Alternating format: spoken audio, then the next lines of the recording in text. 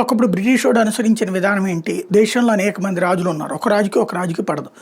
ఇద్దరి మధ్యన చిచ్చు పెట్టేవాళ్ళు. ఒక రాజుకేమో అప్పిచ్చేవాళ్ళు ఆయుధాలు కొనుక్కోవడానికి. ఇంకొక రాజుకేమో ఆయుధాలు ఇచ్చేవాళ్ళు. తద్వారా ఇద్దరిలో ఎవరు గెలిస్తే ఆళ్ళు డైరెక్ట్‌గా వీళ్ళకి సరెండరు. ఓడిపోయినటువంటి వాళ్ళ భూభాగాన్ని వీళ్ళు స్వాధీనం చేసుకోవడం. అట్లనే ఈస్ట్ ఇండియా కంపెనీ దేశం మొత్తాన్ని ఆక్రమించింది. ఇప్పుడు అమెరికా చేసే పనేంటి? ఆయుధాలు ఒకళ్ళకి ఇస్తుంది, రెచ్చగొట్టడం ఇంకొకళ్ళని చేస్తుంది. ఇద్దరి మధ్య చిచ్చు పెట్టి ఆ ఇద్దరు కొట్టుకు చస్తుంటే ఇద్దరికి ఆయుధాలు ఇచ్చి ఆ పైన వాళ్ళిద్దరూ యుద్ధం అంటే ఒకళ్ళకి తన ఆయుధాలు ఇస్తుంది, ఇంకోళ్ళకి రష్యాను చైనాను ఆయుధాలు ఇస్తుంది.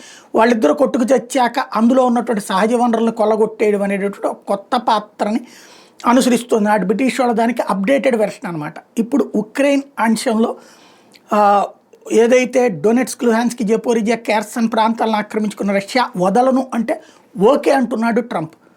బట్ అనేక సహజ వనరులు అక్కడే ఉన్నాయి. అవన్నీ నువ్వు రష్యాకి ఎట్లా వదిలేస్తావు? అయ్యన్ని వదిలేస్తే రేపు పొద్దున భారీ సంపద అంతా రష్యాకి వెళ్ళిపోతుంది కదా అంటున్నాయి యూరప్ దేశాలు. అవన్నిటి తిరిగి ఇవ్వడానికి రష్యా ఒప్పుకోదు. కేవలం నోబెల్ శాంతి బహుమతి కోసం అని చెప్పి ఒక 6 నెలల్లో ఏమో యుద్ధం ఆపిస్తాడేమో ట్రంప్. ఎందుకంటే తన ఆక్రమించుకున్న భూభాగాన్ని వదలడానికి రష్యా సిద్ధంగా లేదు.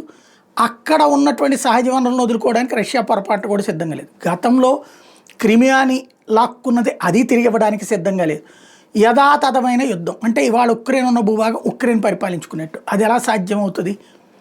అదే ట్రంప్కి ముందున్నటువంటిది. మరి ఏం జరుగుతుంది అనేది రాబోయే రోజుల్లో తేలుతుంది.